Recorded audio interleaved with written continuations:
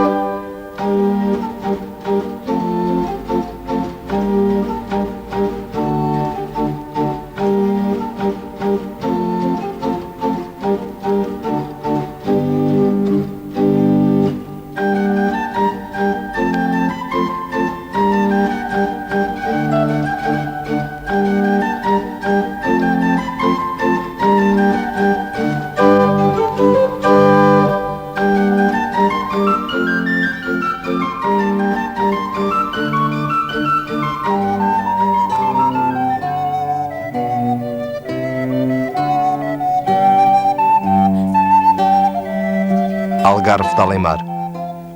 A memória revisitada. Vamos à boleia com a história. Continua sendo o nosso apelo das águas, a justificar Álvaro de Campos nessa evidência de que o Tejo é diferente do rio que passa na nossa aldeia. Ali em frente é a África, muito mais que o apelo de um tambor guerreiro. Do outro lado das águas, os desertos, algumas revoltas engatilhadas. A memória em carne viva, os sinais que ficaram. A África começa ali.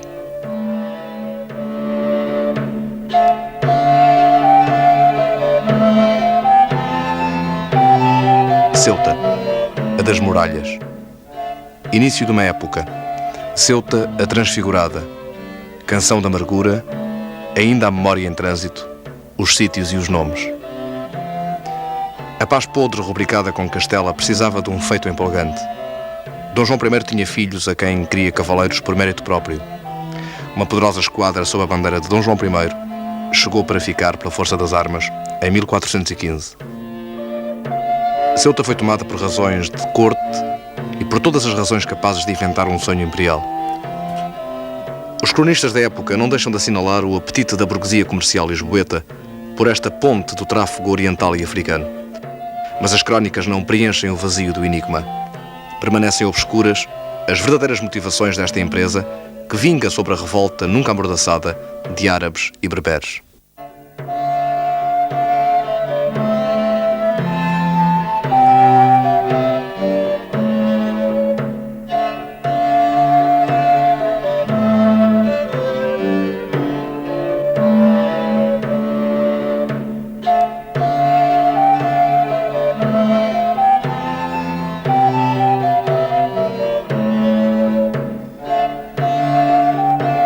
Cidade espanhola desde 1640 e ainda parte integrante da sua soberania, Ceuta conserva sobre o atrativo turístico e o mistério de rotas antigas o mural quase intacto onde se atesta uma presença de 2 séculos.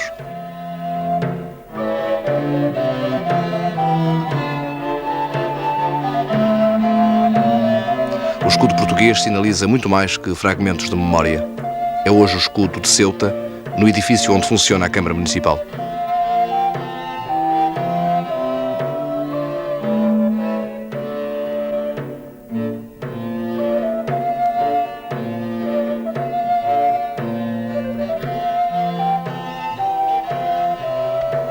Alcácer Seguer, o pequeno castelo, a meio caminho entre Ceuta e Tânger, é intransponível. Apiadeiro circunstancial de uma cavalgada que terminaria tragicamente na verdadeira fortaleza árabe, ironicamente apiadeiro hoje. Alcácer Seguer é o traço obscuro neste roteiro, sinal mais visível do abandono de Dom João III, eis o que resta de um passo menos marcante da presença portuguesa no norte da África. Zona de difícil acesso por mar, a sua conquista visava mais longe. Alcácer Seguer é o peão que Dom Afonso V engole para o cheque-mate a Tânger.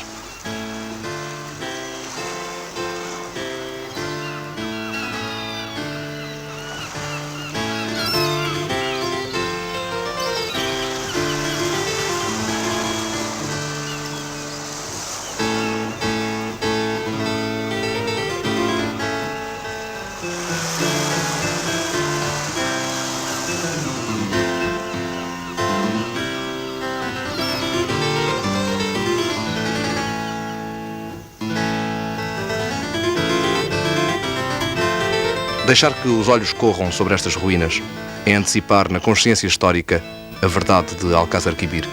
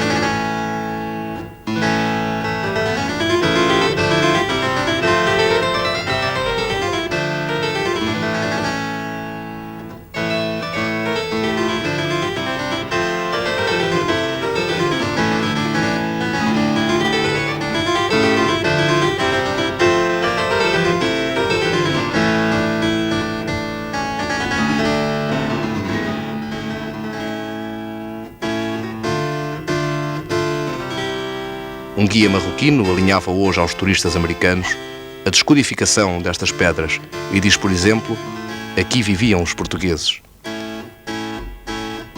É o estranho sabor da raça extinta, como se um português, passeando por Conímbriga, dissesse, aqui viveram os romanos.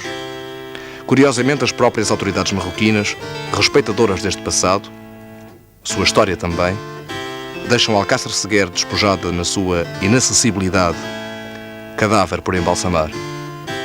Local paradisíaco, nem sequer explorado nas suas potencialidades turísticas, Alcácer Seguer é hoje objeto do estudo de arqueólogos americanos. Aqui se erguia a mesquita. No dia da vitória, Dom Afonso V mandou que fosse sagrada e dela fez templo cristão. A primeira missa foi rezada sob o cheiro da pólvora, em Alcácer. Quando, na antecâmara da derrocada e fundamentalmente por razões económicas, Dom João III ordenou a retirada, mandou que não ficasse pedra sobre pedra.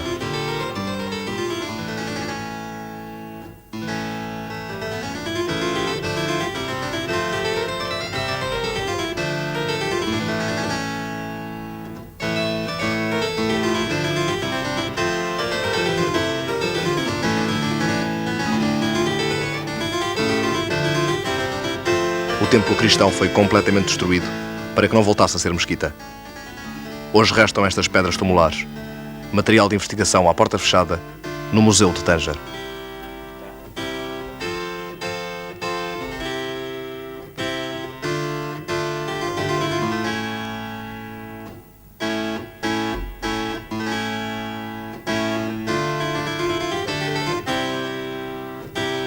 Arzila.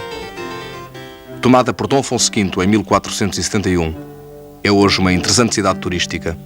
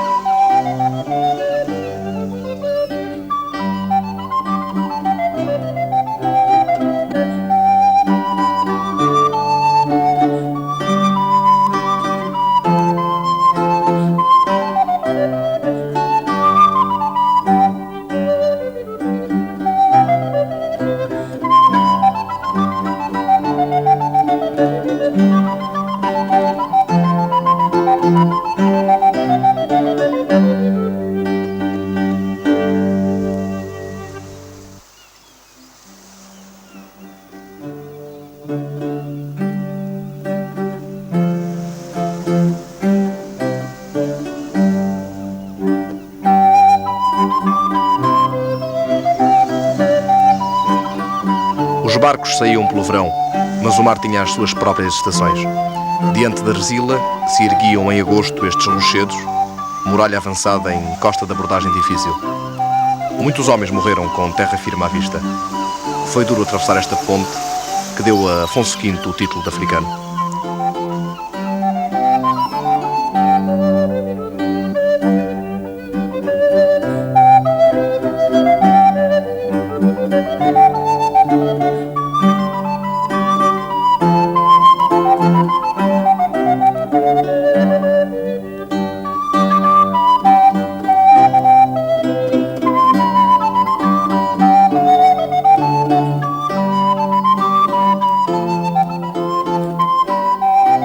Resila viria a ser mais tarde a vingança do desastre inicial de Tanger.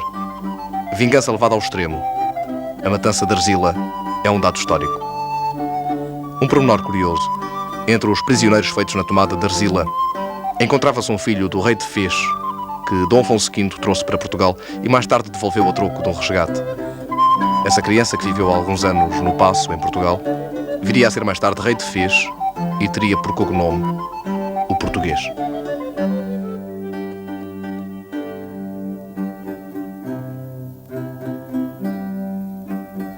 Desta fortaleza que fechou o ciclo de uma estratégia para a tomada de Tanger, partiria mais tarde, em julho de 1578, o exército cristão para a serenata fúnebre das 10.000 guitarras.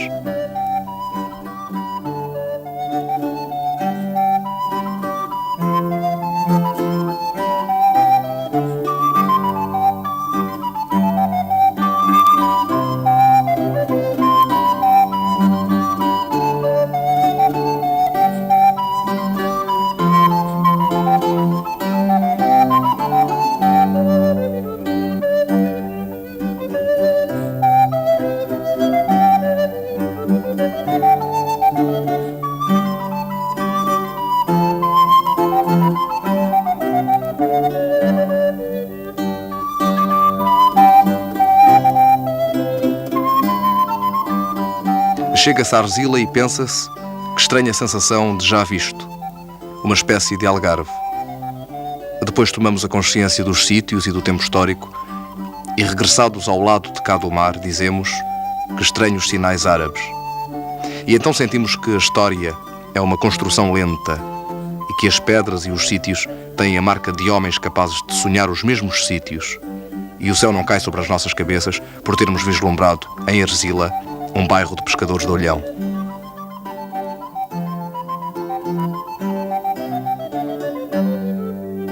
É que os árabes andaram do lado de cá do mar 700 anos e não apanharam o avião da Air Marrocos após a Reconquista.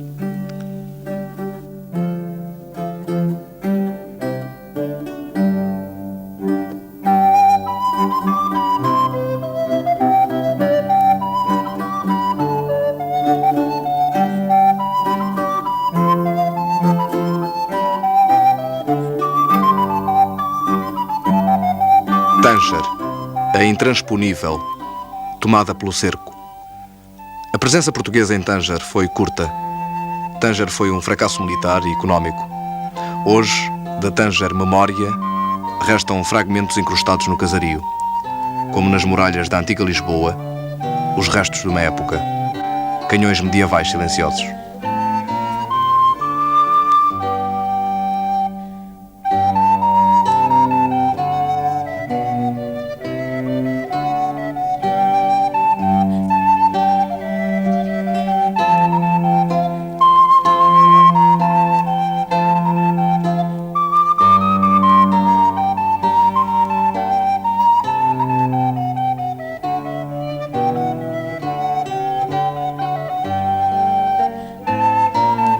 Tanger, o desastre na miragem de Fez.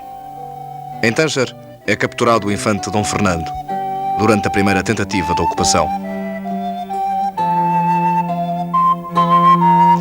Levado para Fez, a eterna miragem, o infante viria a morrer, moeda de troca de um sonho desfeito no pesadelo de Alcácer Quibir.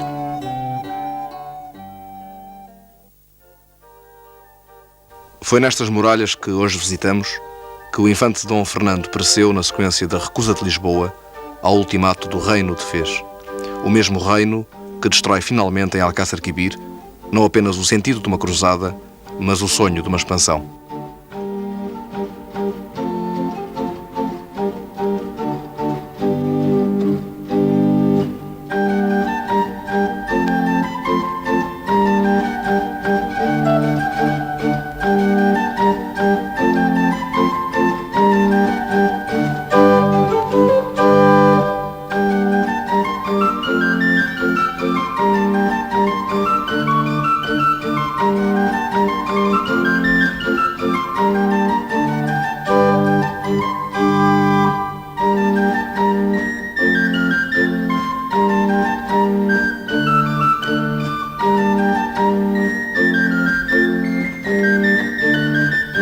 Estamos na Medina de Fez.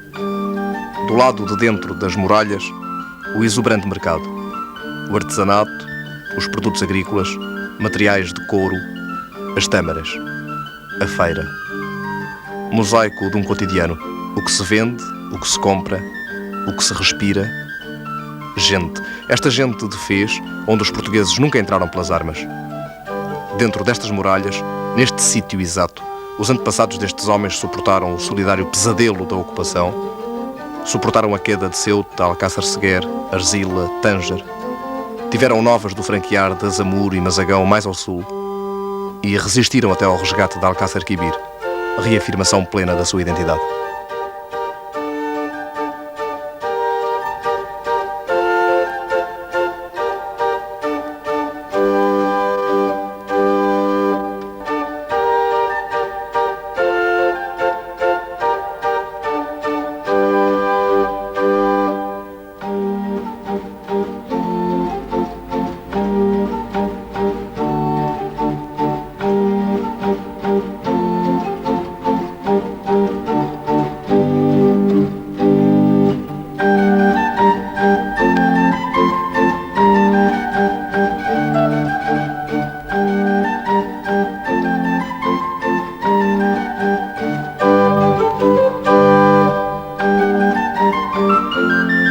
Alcácer Quibir, a guerra perdida 400 km adiante de Ceuta.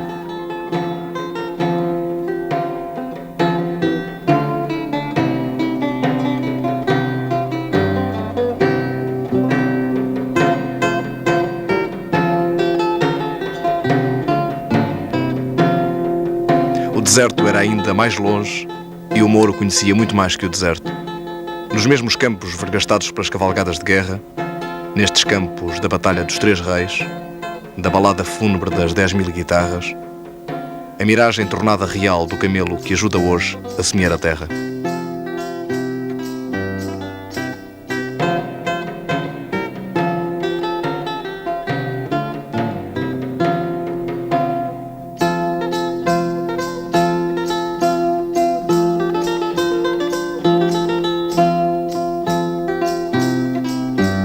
Esse Alentejo com chuva, que é Marrocos, aliciava então em plena crise cerealífera muito mais que os delírios guerreiros de um rei adolescente. É aqui que o pesadelo invade o falso sonho. Aqui começa o fim de uma época cujo ponto áureo se assinalara em Ceuta. Depois de chegar à América, à Índia e ao sul da África, Portugal arrefece em Alcácer Quibir.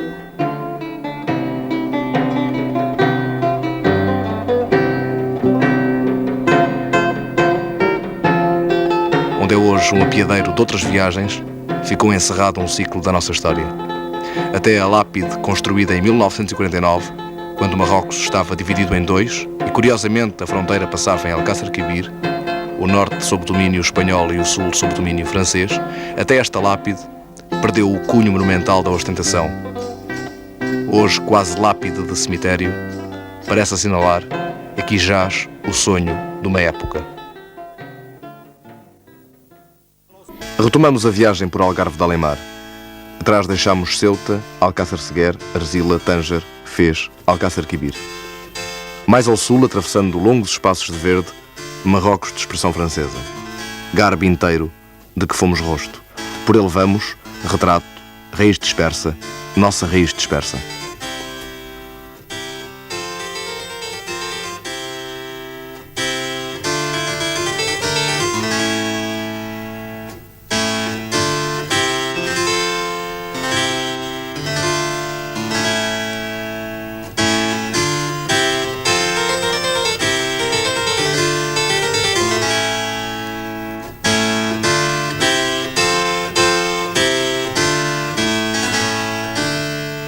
Azamur.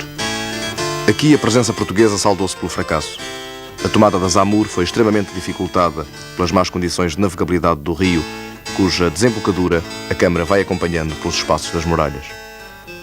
10 anos depois da conquista de Azamur, foi necessário construir Mazagão. Poucos quilómetros ao sul, Mazagão é dada em documentos da época como o mais belo porto do mundo. Azamur ainda. Em 1486, os moradores de Azamur tinham novas da descida dos cristãos em armas e mandavam emissário a Dom João II. O medo de uma nova arzila com a repetição do massacre impunha a negociação. De Azamur se oferecia um tributo ao rei de Portugal, 10.000 sáveis por ano. Eis o preço da paz. Milagre dos peixes que não chegou a haver, moeda da troca que não houve. Em Lisboa este gesto foi interpretado como uma fraqueza. A velha noção das facilidades arrastou a ideia peregrina de que Azamur cairia de um sopro.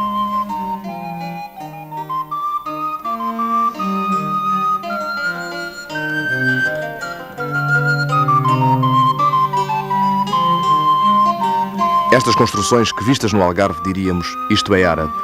Só que no Algarve subitamente uma igreja corta o encantamento. Aqui na dobra da Torre da Reconquista surge a mesquita. Azamur é um Algarve certo.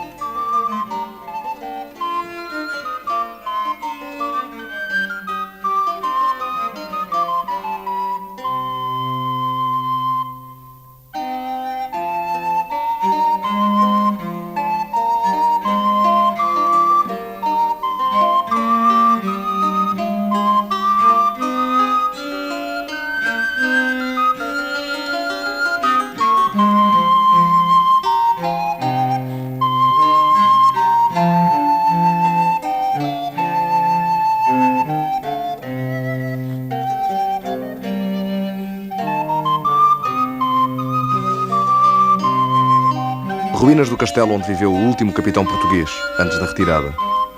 Ao lado, a bandeira de Marrocos. Passado e presente são, nestas imagens, o contrário do postal ilustrado. Raízes à mostra, história, herança cultural, raízes saindo das pedras.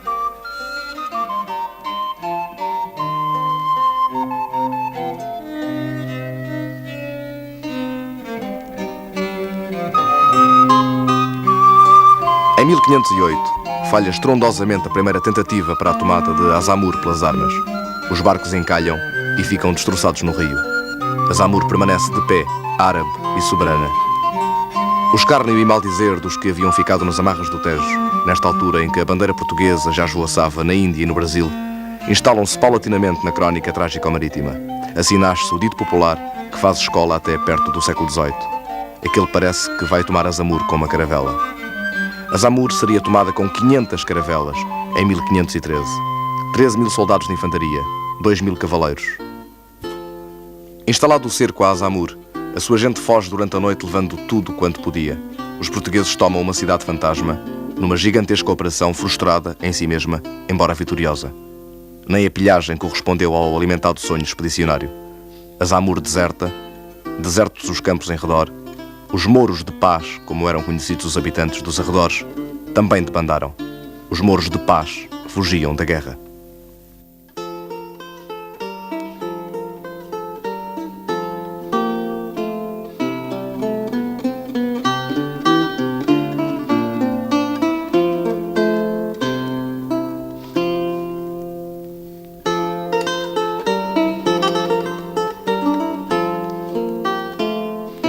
Dom Manuel, que estava em Sintra com a rainha e a corte, festejou a conquista mandando rezar missa em todas as igrejas. Mas os mouros da paz, ao fugirem da guerra, deixavam muito mais que cidade e campo despovoados. A falta de pão começou a fazer sentir-se. Dom Jaime, o governador de Azamur, escrevia a Dom Manuel, mostrando grande apreensão pela dificuldade dos abastecimentos. Os nossos têm-se mantido até agora com algum pouco de pão e de cevada que a gente por aqui andou esgaravatando, escreve o governador de Azamur. As crónicas falam da fome que acompanhou as batalhas e os saques.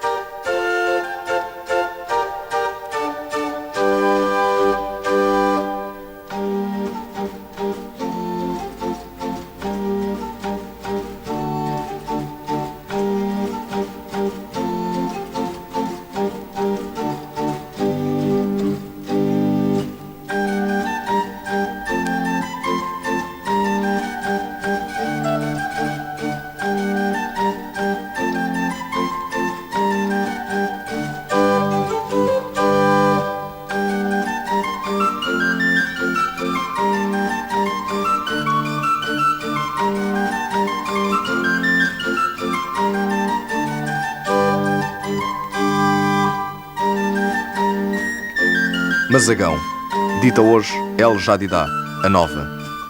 Os portugueses permanecem em Mazagão desde 1514 a 1769. A cidade é mandada abandonar mais tarde pelo Marquês de Pombal, quando é já a última presença portuguesa no norte da África. Cercada por um exército árabe, Mazagão é evacuada. Os portugueses regressam a Lisboa. Retornados do século XVIII, vêm de um clima africano com características semelhantes às do Planalto Central angolano. Não se adaptam. Rumam ao Brasil, onde fundam Nova Mazagão. Um cartaz turístico anuncia a cidade portuguesa, a cisterna portuguesa, uma âncora portuguesa, o roteiro. Este orgulho com ervas anichadas, o castelo de São Jorge, a Sintra, a Seta, o traço das palmeiras na marginal, Luan Dayué, em árabe e na língua oficial.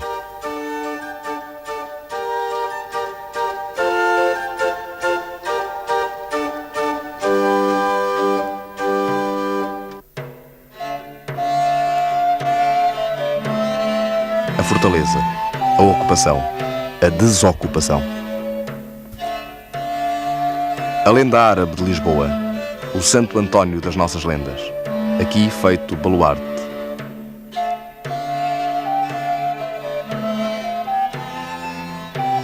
Mazagão, as histórias e a história.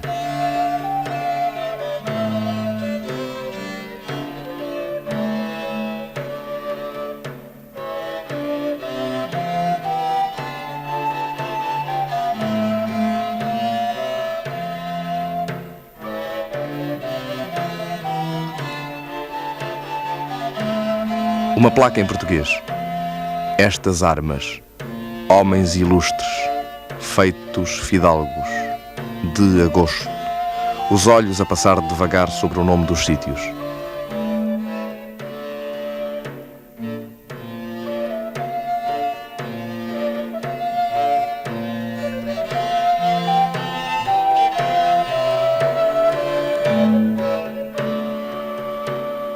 Turismo. Os cobres, como em Sintra. Eis o povo a vender recuerdos.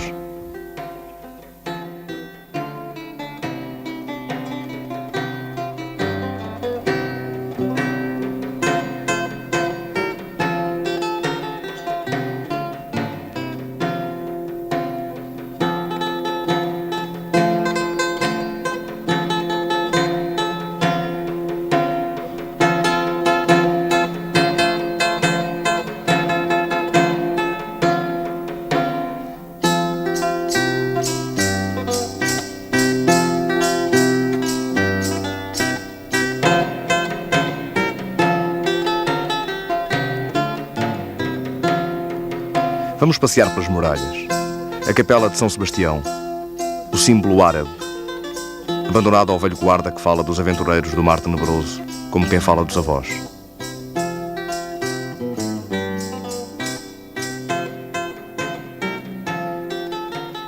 O recolhimento interior, este lento e encantado regresso ao século XVI.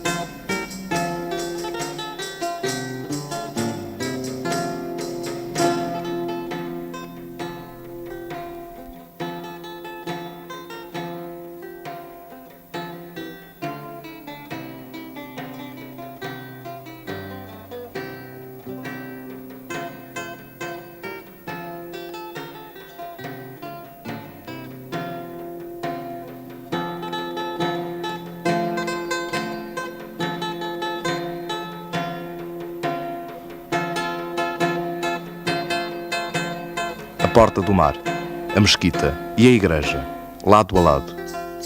Como coabitam estes sinais? Como penetrar este trânsito espiritual sem transe? Que tempo é este, ou que miragem? Que secreta paz?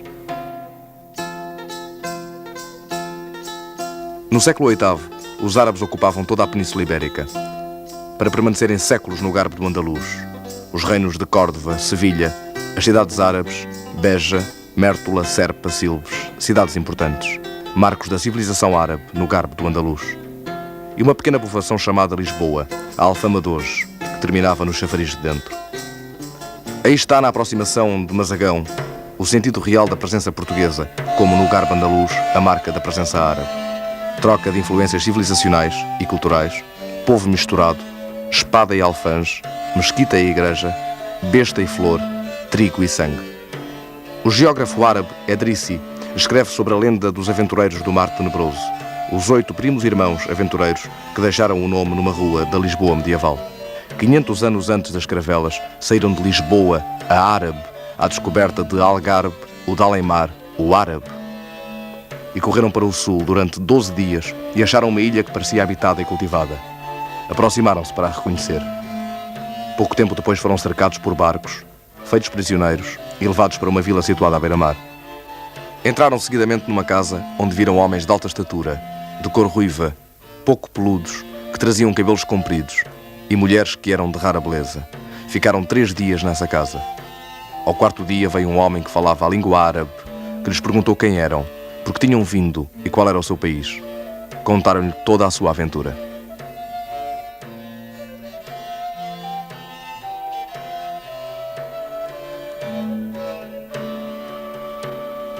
Aí estão os símbolos marroquinos de hoje. E os turistas americanos, os turistas de Alfama, em Mazagão. E o nosso confuso olhar perdido nestas ruas. E esta pergunta sobre onde estão afinal as origens.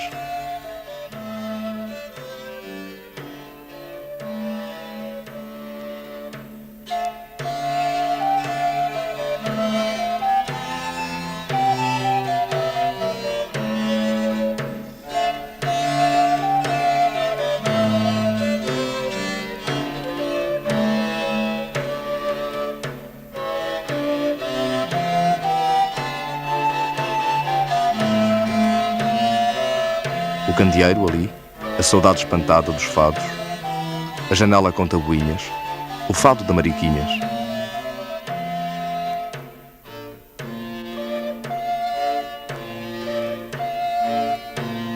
E já as velhas casas de traço beirão, a batente com 5 dedos, os 5 dedos da mão com sangue português, árabe, sangue a correr dentro, que estes povos também trocaram paixões e medos, raivas, alegrias e amores.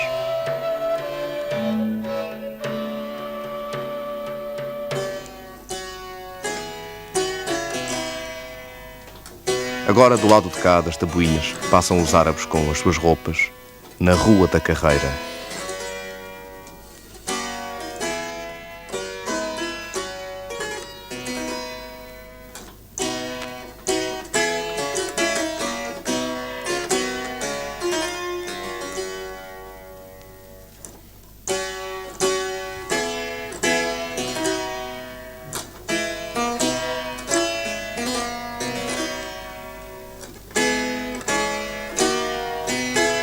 A construção, o imaginário, a varanda a pendurar segredos.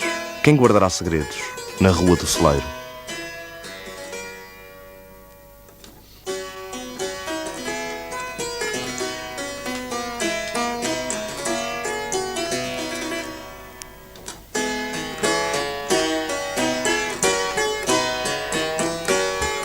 A mesquita, a cruz do outro lado. Quase o mesmo cerimonial, porque já não há infiéis. As mesquitas vistas do sino da igreja, ecuménica liturgia.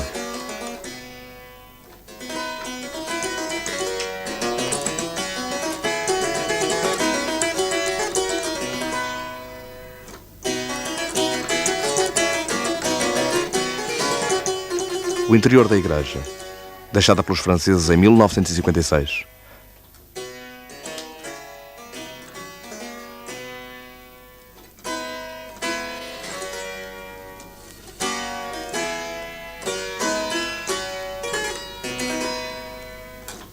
Este silêncio de vitrais.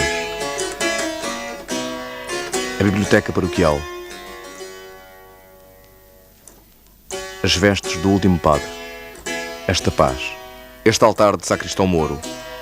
Este incenso nos olhos dos homens de boa vontade. O minarete dominando imponente as sombras do passado.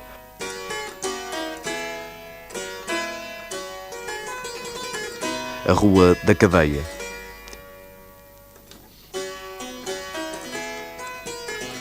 E os olhos vão voluntariamente presos nesses olhos das crianças mouras da paz.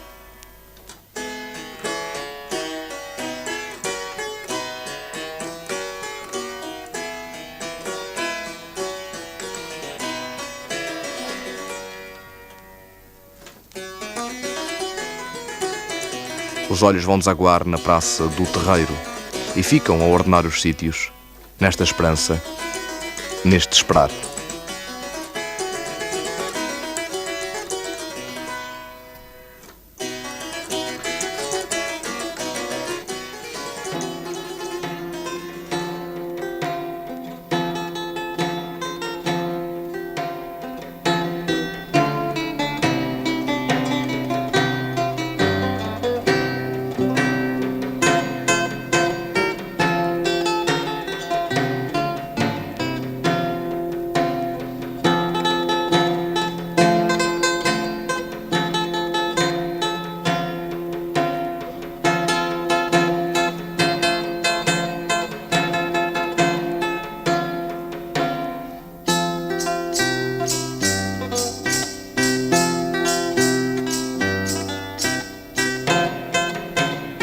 Mazagão também tinha a sua rua direita.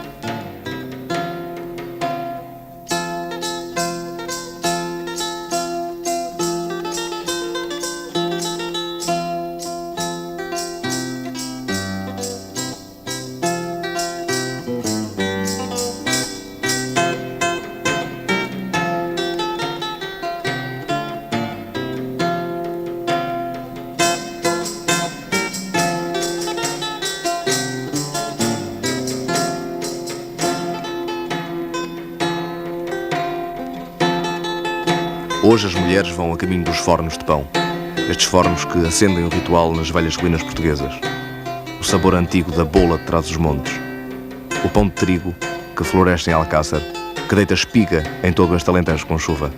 Esta chuva de lágrimas acumuladas na velha cisterna, anunciada a 50 metros. É já por aqui. A grande atração.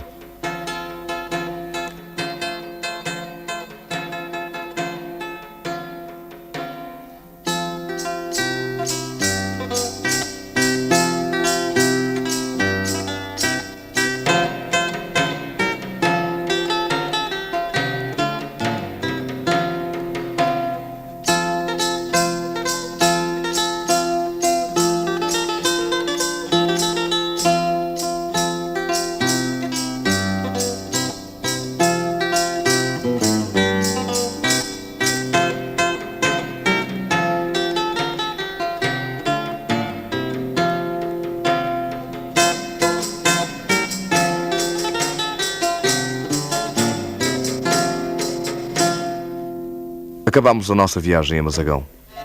Ficamos de câmara a tiracolo, a querer viajar mais. Vamos por dentro de Marrocos, ao encontro de portugueses ancorados entre o deserto e as notícias de Lisboa. Imigrantes, força de trabalho dedicada ao crescimento deste país, seu país também.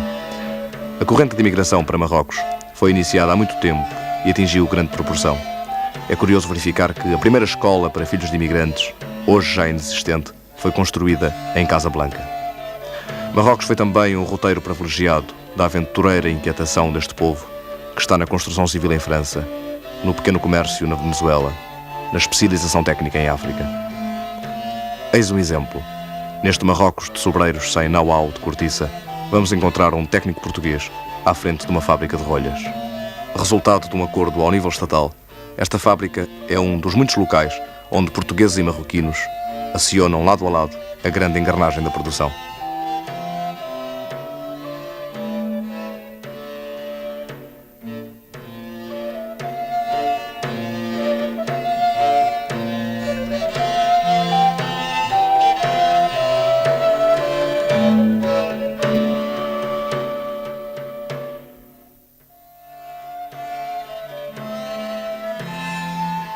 Nós somos uma firma portuguesa instalada em Marrocos.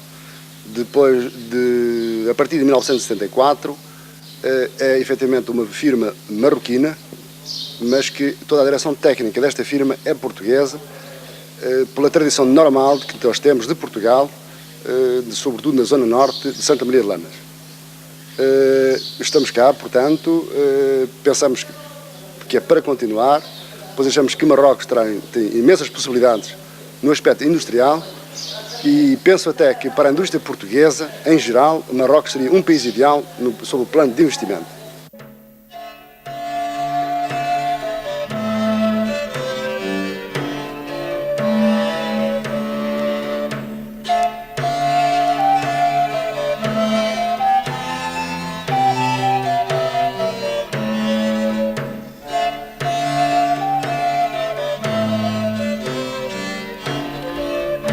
1000 anos depois dos Irmãos da Lenda, no século XX, pescadores do Algarve rumavam ao Algarve de Alemar, davam à costa em Casablanca e Rabat, onde a administração francesa os prendia por 5 ou 6 dias, lhes fazia a ficha, lhes carimbava a pena suspensa por 3 ou 4 anos, lhes admitia a condição sobrevivente do imigrante.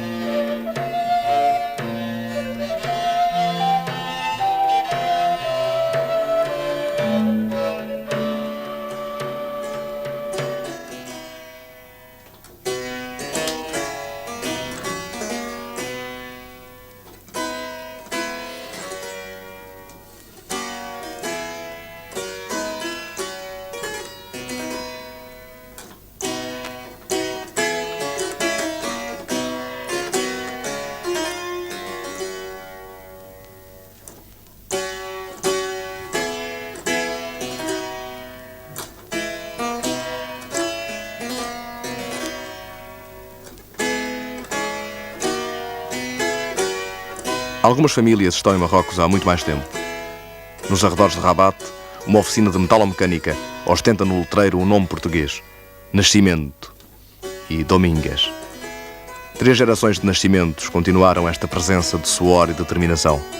Aqui está a gente que aprendeu a trabalhar, que nem o Moro. Gente que hoje nos devolve o bom dia em francês ou árabe, com um sorriso entretanto dedilhado em guitarra e misteriosos cheiros de alfama.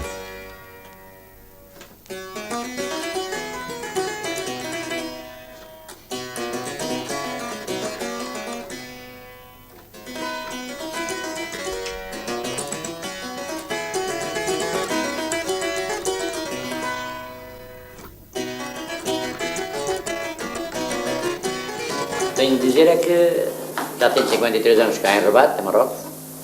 Cheguei em 1928 aqui. Aqui tenho trabalhado.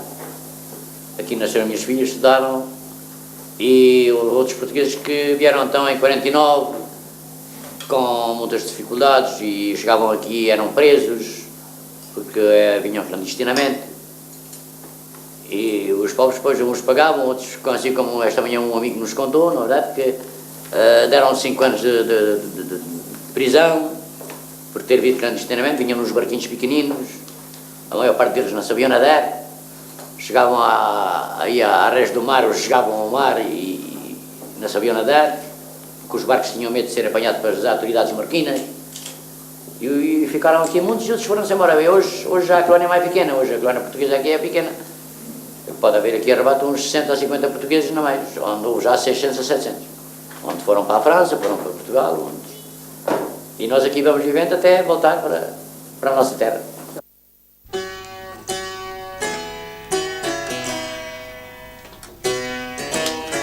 Ficam-nos estes rostos. Esta criança a quem a avó ensina a dizer o nome em português.